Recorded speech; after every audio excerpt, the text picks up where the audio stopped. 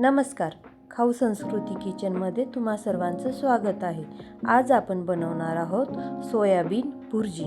चला तर मग सर्वात आधी आपण भिजवलेले सोयाबीन घेतलेले आहेत. हे मी 2 ते 3 तास पाण्यामध्ये भिजवून घेतलेले आहेत आणि आता ते मी धुवून मिक्सरच्या भांड्यामध्ये हाताने व्यवस्थित पिळून घेणार आहे आणि मिक्सरच्या भांड्यामध्ये घालणार आहे. आपल्याला हे जाडसर वाटून घ्यायचे आहे. आपण हे भिजवल्यानंतर वाटण्यापेक्षा डायरेक्ट सोयाबीनही थोडेसे जाडसर वाटून मग पाण्यामध्ये भिजवू शकतो. पण या पद्धतीने केल्याने थोडंसं सोपं पडतं. त्यामध्ये पाण्याचं प्रमाण जास्त झालं तर भुर्जी ओलसर होते. या पद्धतीने मी जाडसर वाटून घेतलेलं आहे. आता मी गॅसवर कढई ठेवून घेतली आहे. त्यामध्ये मी तेल घालून घेते आहे. तेल थोडंसं आपण जास्त घालतो आहे कारण यामध्ये आपण कांद्याचं प्रमाण जास्त घालणार आहोत. कापलेला कांदा, कारण तो परतला पाहिजे म्हणून तेलाचं प्रमाण थोडंसं जास्त घेतलं आहे. त्यानंतरनं मी जिरे घालून घेतले तेलामध्ये. मी वाटलेलं सोयाबीन दाखवते तुम्हाला. जेवढं मी सोयाबीन घेतलेलं आहे तेवढाच मी कांदा घेतलेला आहे. दोन्हीचं प्रमाण सारखं ठेवायचं, त्याने भुर्जी छान होते. तेलामध्ये मी आता कांदा टाकून घेते आणि हिरव्या मिरच्यांचे तुकडे. आता हे व्यवस्थित आपण परतवून घेणार आहे, कांदा आणि हिरव्या मिरच्यांचे तुकडे. कांदा थोडासा नरम झाला की आपण त्यामध्ये अद्रक लसूणची पेस्ट घालणार आहे. अगदी पेस्टही नाही केली मी, थोडंसं जाडसर ठेवलेलं आहे. खलबत्त्यामध्ये कुटून घेतलेलं आहे. आता कांदा आणि अद्रक व्यवस्थित परतलं की आपण त्यामध्ये मसाले घालून घेऊ. हळद घातली आहे थोडीशी, त्यानंतर लाल तिखट, लाल मिरच पावडर,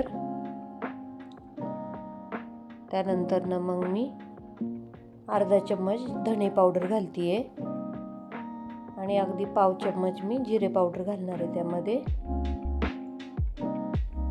यानंतर मी गरम मसाला घेतलेला आहे, अर्धा चम्मच तो घालून घेते आहे.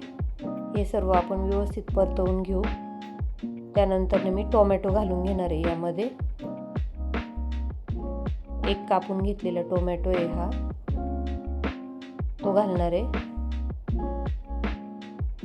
त्यानंतर टोमॅटो घातलेला आहे म्हणून मी थोडंसं लगेच मीठ घालून घेते आहे. जेवढं आपल्याला भुर्जीला लागणार आहे ते सगळं मीठ मी आत्ताच घालते आहे. त्यानंतर थोडीशी कापून घेतलेली कोथिंबीर. आता हे परतून घ्यायचं आहे. आता मसाले करपू नये म्हणून आपण त्यामध्ये थोडंसं पाणी घालणार आहोत. पाणी घालून आपण ह्या मसाल्याला थोडीशी वाफ देणार आहोत, जेणेकरून त्यामधील टोमॅटो व्यवस्थित मऊ होईल.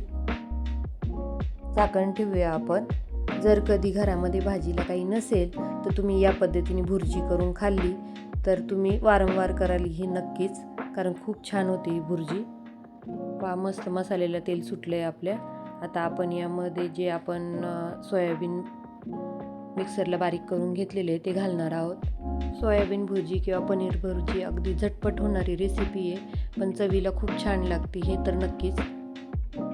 आता आपण हे जे आहे सगळं मिश्रण हे पूर्ण कढईमध्ये घालून घेऊ आणि व्यवस्थित मिक्स करून घ्यायचं एकजीव अगदी.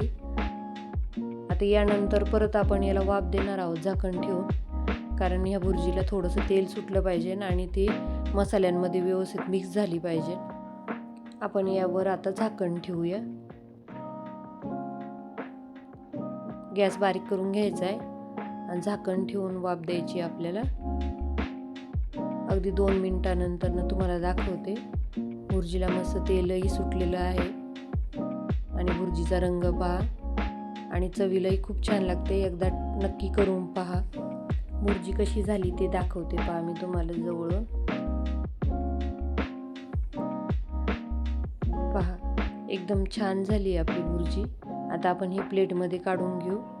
गॅस बंद करून घेतलेला आहे मी.